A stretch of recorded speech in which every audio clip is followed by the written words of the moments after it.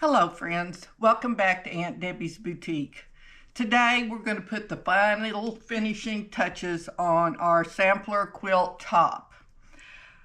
I did get my fabric in yesterday and I have already cut my borders, but I realized after I cut mine that I may have told you something that wasn't 100% correct at the end of my video yesterday when I told you we were going to need 8 strips the width of your fabric. I had used 8 strips the width of the fabric on my sampler quilt because I didn't have enough of the fabric to cut it lengthwise. And you really want to not have seams in your borders if you have enough fabric. So if you have 2 yards of fabric, like I said it was going to take, you can cut it the length of your fabric instead of the width of your fabric, and you won't have to put any seams in it. Now, that didn't dawn on me until after I had cut all mine, even today, and put seams in them. So mine are going to have seams. And I did a diagonal seam like we do for binding because I think it's less conspicuous. But it just depends on what fabric you have. If you have a big design on your fabric, you might want to try to match it up if you have to put a seam in your fabric. A lot of borders are pieced, so you don't have to worry about that. But this is just one strip of fabric. Well, it's 4 strips of fabric. They need to be 6.5 inches wide by about 65 inches long. And that's a little bit extra, but if you cut it the full 2 yards, it would be 72 inches long. You have plenty left over then. Okay, let's talk about what length we want to cut it. Once we have our borders cut out, we're going to cut it down. And just like we did with our sashing, we're going to cut it exactly the size we want it to be. And then we're going to make the quilt fit to that size. So our end product, our quilt top, is perfectly rectangular. Okay, this is what I chose for the borders, and I ordered it online, and the jury's still out on whether I'm going to like it that much. I thought it was kind of the polar opposite of this one, and it is. So that part, it looks good. It looks good with some of these darker ones. I'm not so sure it looks as good with the lighter yellow ones. And I'm just hoping it doesn't make the quilt busy again. Maybe I should have stuck with a black, but I got a black print for the back. So I'm going to go with it, and we'll see what it looks like. Okay. The first thing we're going to put our side pieces on first, the 2 sides. Then we'll come back and remeasure and put our top and bottom on. So the side is the longest length of our quilt. It's 4 blocks worth. So we want to measure both sides and get an exact measurement for how long each side is, and then we want to measure down the middle. And we're going to take those 3 measurements and diddle for the middle. They say average them, but I just tried to pick a point that's in a median point, not necessarily a true mathematical average. So how I measure, because my arms aren't long enough, and I don't trust just laying things down to measure, I fold it in half, and mine happens to fall on a seam right here, and I stretch it out. So I am going to measure from this seam to this edge on my cutting board and double it, because I have it perfectly folded in half. And I already know the answer because I did this earlier. So this one comes out, let's see, let me get it over here. The 30.5 would be 61 inches.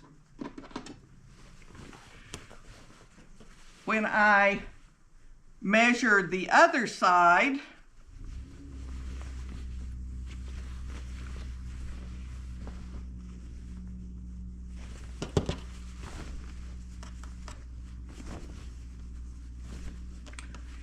it comes out to 60 and a half. It's only 30 and a quarter, whereas the other was 30 and a half. And then when I measured it in the middle, it was actually a little bit longer in the middle. It came out to 61 and a half. So I have 60 and a half, 61, and 61 and a half. So I am going to go with 61 inches, and I'm going to make both sides fit to the 61 inches, and that won't be hard at all to do. So I've already cut and seamed, which I didn't need to do, my border pieces, and I've cut them to exactly 61 inches.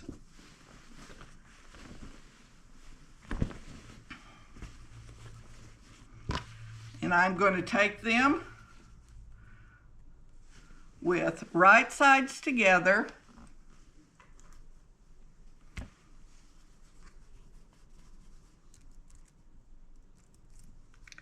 and I'm going to pin them. Now I'm going to pin from this other side because once again we're going to have some raw edges of a quilt block, and we may have to adjust, but I know I want to pin down my seams. So I pinned one in. We'll pin the other end.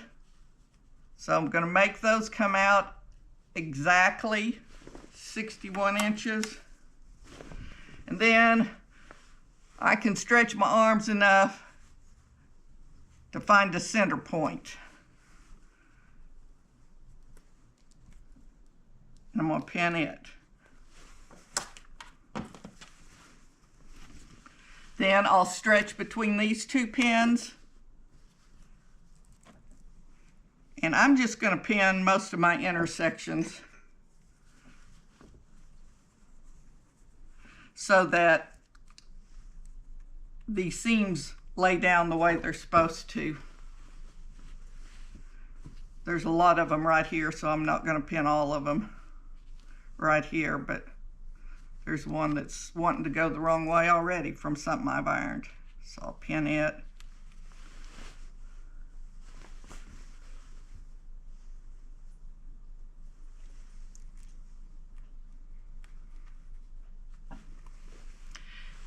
And if you have any of your seams that are slightly less than the rest of them on your quilt block, we'd compensate for it the same way we did when we were putting the quilt together. But this side, maybe ever so slightly right there, but it's mostly okay.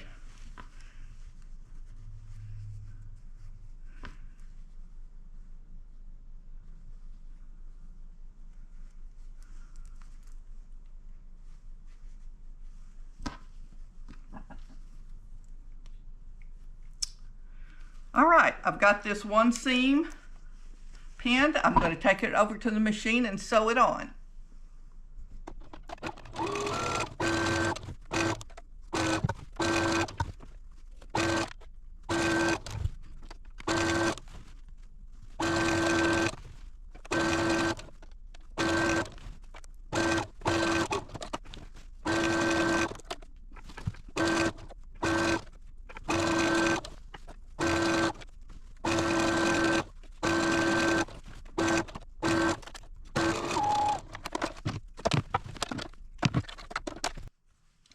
Okay, now that we've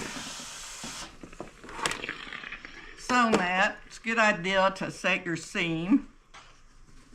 It's always a good idea to do that. And I have just got threads and fuzz everywhere from putting this on that batting yesterday, so I apologize for that. I'll get all that cleaned up before I send it to the long armor.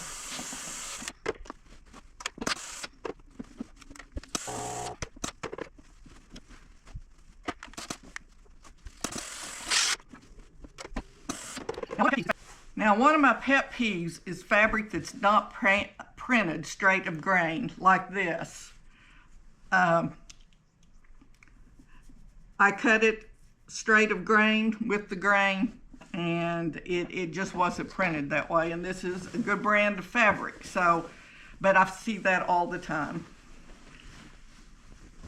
But I don't like crooked designs because that's the first thing your eye goes to, but you really want your fabric straight of grain, especially for a border, because it's going to help keep your quilt square. Okay, let's take our second piece and we're going to pin it at both ends.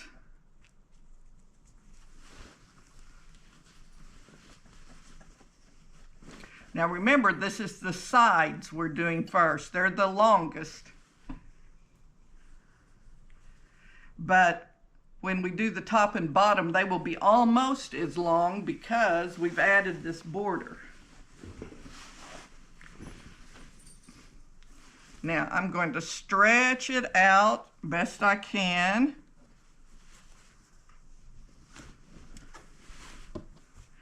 I see a spot right here I'm going to have to compensate for just a little bit.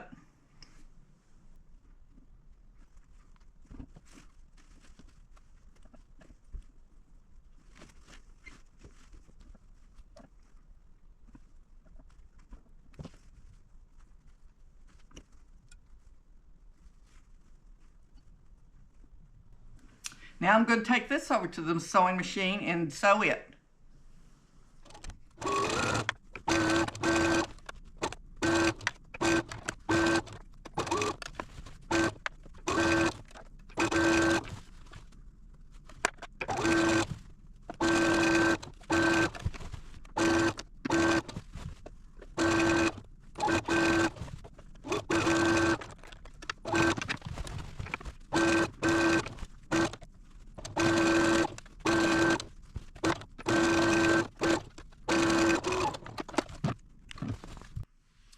Okay, let's set and iron our seam open, or to one side. I'm going to go ahead and set the whole seam automatic. And then we'll measure for our top and bottom. Now, your top and bottom and your sides will probably be different from mine. And that doesn't make either one of us wrong or right. It's just the way our sewing machine sews, how we sew, you know, the seam allowance. So don't worry about any of that.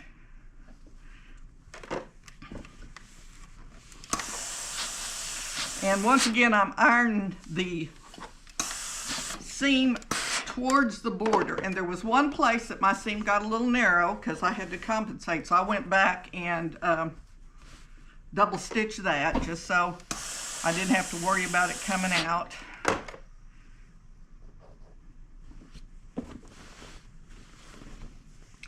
Now, some people wash their fabric before they make a quilt. They may even wash it, I'm not sure, before they have it quilted. I don't. I like the crispness of new fabric. And if it gets washed a few times and kind of shrinks up in some places, that's just a well-loved quilt at that point. And so I don't. That's just a personal preference. Oh, strings everywhere. Okay.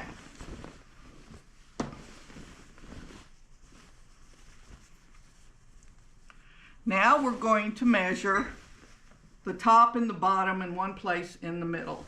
So once again, I'm going to fold my seams here. I think I'll put them down at the zero edge. Kind of move that out of the way. Yeah, I don't have a seam, I have a fold here now. Okay, so 0 to exactly 29. So it would be 58. Let me write that down. So 58 on one side. Let's measure the other side.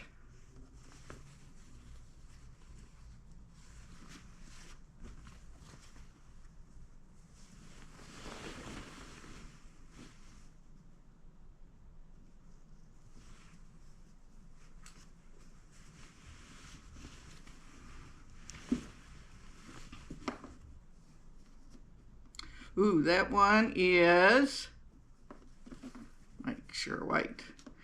Yeah, it is. I didn't have it pulled. Oh, it's about 1/8 of an inch shy of, so that'd be 57 3/4. That's pretty close. I don't usually get them that close. Okay, let's find a point here in the middle somewhere.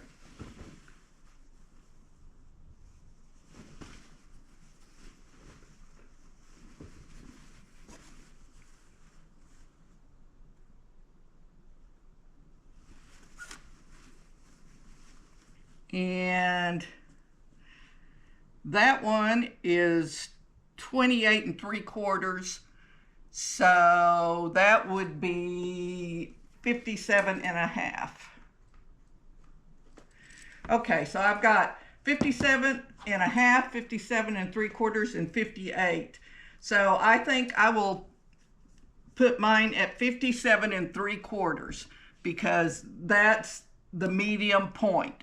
And that way one of them will have to stretch about 1/4 of an inch throughout the, and it's easy to stretch it because you've got all those seams in there that may not even be iron tight. The other one will have to shrink. You'll have to stretch it by, actually one of them by 1/4 inch, both of them by 1/4 inch. That's right. Okay, so I have my other two pieces of my border. And you can see how I sewed mine together. I could just kick myself for not using my head a little sooner and realizing I had purposely bought enough fabric so I didn't have to do that. So I am going to fold this in half, and let's see, what was half? 57 3/4 was going to be 28 7/8. 28 7/8, almost 29. Just 1/8 of an inch shy of 29.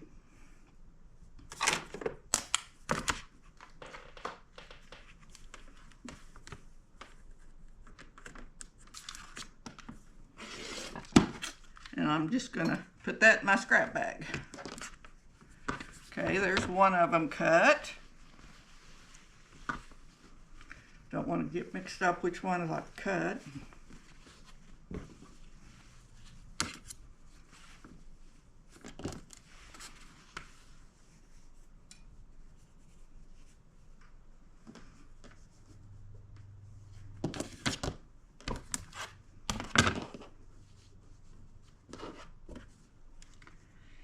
Okay, make sure it's lined up right down there.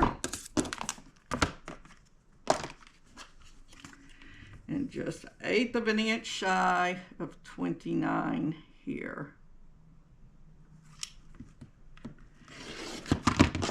Okay, now we're ready to sew on the top and the bottom. And we're going to do those the exact same way.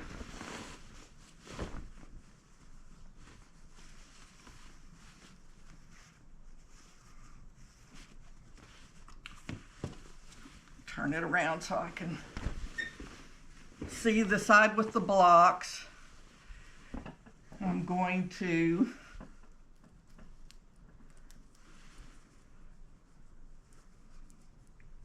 pin this end.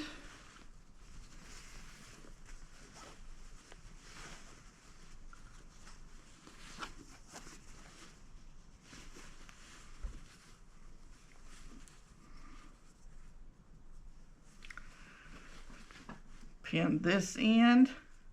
And can you see why it's not a good idea just to have a long strip and to start sewing and just cut it off when you get to the end? Because you will not sew both sides the same if you do that. And so your quilt will not be rectangular. One side will be longer than the other, and it'll be hard to quilt that way. But it'll be a little more noticeable. Of course, if you end up with a crooked quilt, it's still beautiful and it still keeps people warm, and you don't have to worry about it.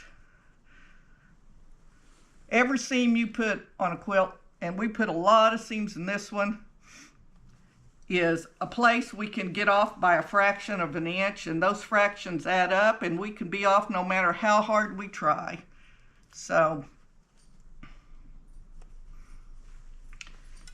and I can assure you, a non-quilter will never know that anything is off. And if a quilter notices it and points it out, they should be ashamed of themselves.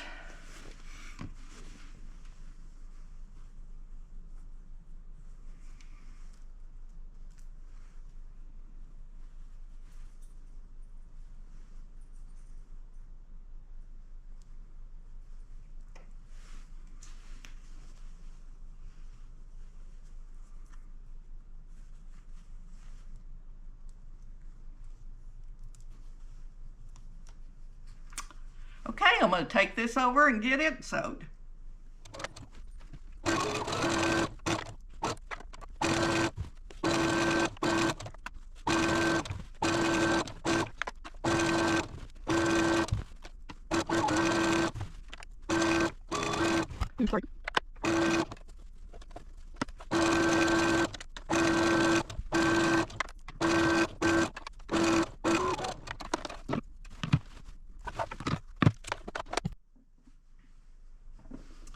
Okay, let's get this ironed and do the other end.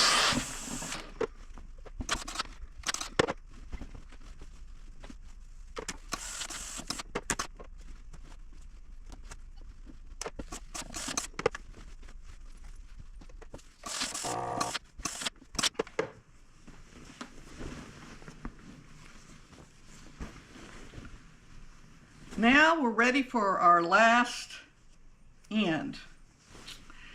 And once we have that done, I will lay it all out on my lovely floor again and let you take a look at the whole thing.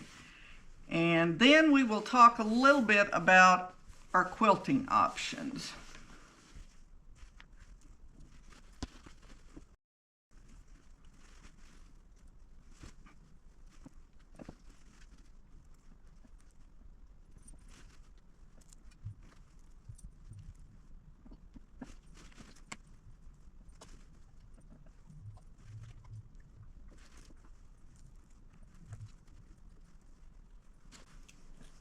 Okay, I'm going to take this over and sew it, but first, you probably noticed that I've used quite a few pins on each side.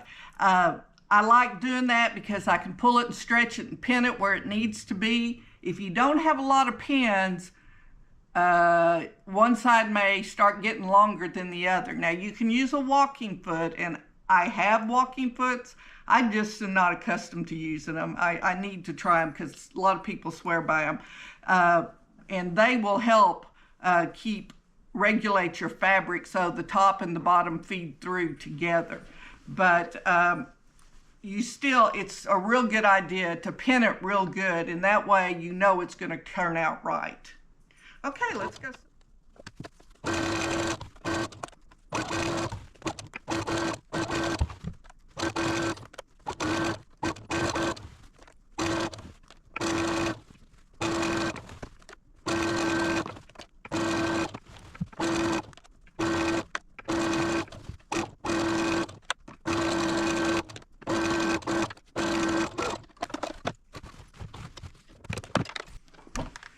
Okay, let me iron our last seam, and then we'll talk a little bit, and then I'll show you pictures of the whole quilt.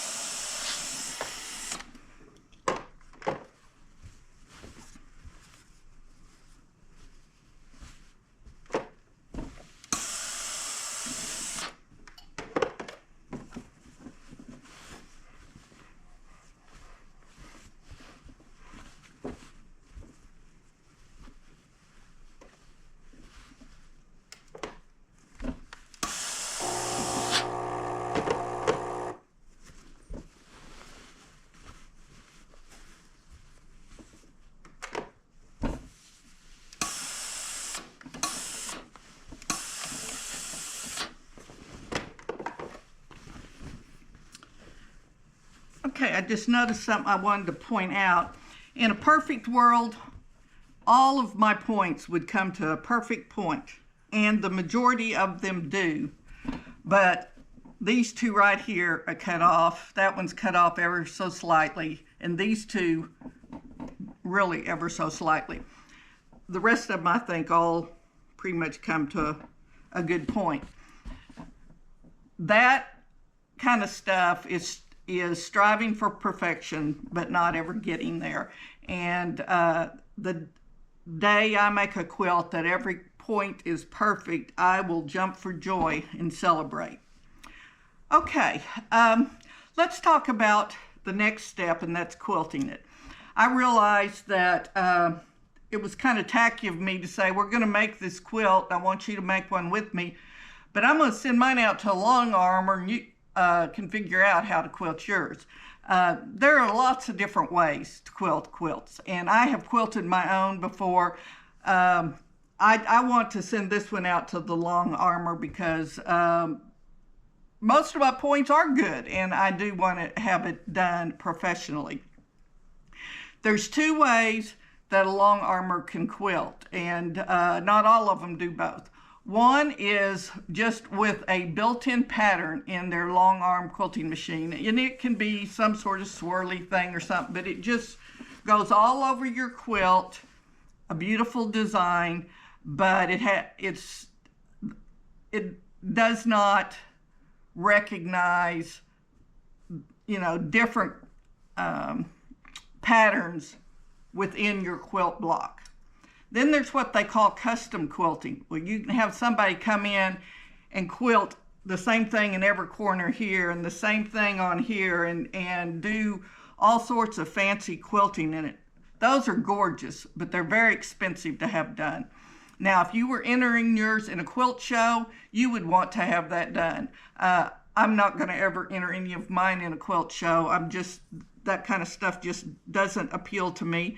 And so it would have to be a pretty special quilt for somebody before I would pay the money to have it custom quilted. Now, you can, if you want to have yours done by a long arm quilter, you can call your local quilt shop. They probably know somebody who will do it. But if you're like me, we no longer have a local quilt shop here in Midland, Texas. There is a couple in Odessa, Texas, but we do have some long arm quilters here. We have a real active quilt guild, so I know of them. But one of the options is Missouri Star Quilts. You can send it to them, and they will quilt it. They quoted, I got online to see what it would cost for a quilt this size, and the quote I got was $125 to have it quilted. Now, they don't do custom quilting, just, you got to pick the pattern that you wanted on it. But you could send it to them. You send them your quilt top and your backing, and your backing piece should be probably about 4 inches, at least 4 to 6 inches bigger than your top. And I said that it took 4 yards of fabric for the backing, and that's so you'll have to put a seam down the middle to make it big enough. Now, you can buy 108-inch quilt backing from quilt stores, and you wouldn't have to seam that one. You could just cut it, but it would take, let's see, what's this, 72 inches long, so it'd take about 2.5 yards of that to be big enough. Now, a long arm quilter will provide their own batting. They use their own batting, so that price does include the batting. But if you're like me and this is a hobby of yours and you don't want to spend that kind of money, you may want to quilt it yourself. And there are lots of different ways. You can do a tied quilt. You can do a stitch in the ditch where you follow your seams.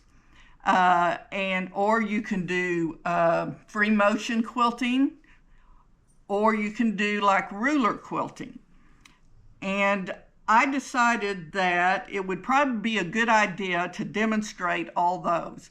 So later this month, I am going to do a series where we make 3 lap quilts out of 1 yard of fabric each. We're going to mix and match the fabric, so you'll end up with 3 quilts when it's all said and done, and the tops will just take you 1 yard apiece. Now, if you want to put the same kind of fabric on the back, you'll need more fabric for that. But for the tops, if you have 3 coordinating prints of 1 yard, I'm going to show you how we stack them and cut them and then interchange, and it's a very simple quilt. And then I'm going to demonstrate the different quilt techniques. Now, you're going to have to be easy on me because I'm not the best at some of this. I have found that stitching in the ditch on a big quilt, I have a difficult time with that because the true stitching in the ditch, you really want to be right on top of your seam and you're not on either side of it, and invariably I veer off a little bit. So on something like this, I would probably just use my 1/4 inch foot and go all the way around a 1/4 inch from the edge, and maybe a 1/4 inch from this edge, and like this, and maybe a 1/4 inch. So it's not as obvious as if you're trying to stay in the ditch and you don't. And you can use a ruler for quilting. That's one of the things I'm going to demonstrate. I recently purchased some templates, I guess they're called, for free motion quilting. It's kind of cheating free motion quilting, where it's an acrylic ruler and you keep your presser foot in it and you follow it, and then you move the ruler down, you follow it some more. And I'll show you how to do that. We can also do a tied version. I'll show you some different ways so you can quilt your own if you want. And the majority of the time I do quilt my own. I just decided up front, I just love this fabric so much as part of it, that I decided up front I wanted to have this quilted. I do not know what I'm going to do with it, but most of my quilts I gift or donate. And the problem with gifting to people in my family is that my mom is an avid quilter, or was. She's not making as many at 90 as she used to, but everybody in the family already has grandma's quilts. And so I'm not sure that they just want a whole closet full of quilts.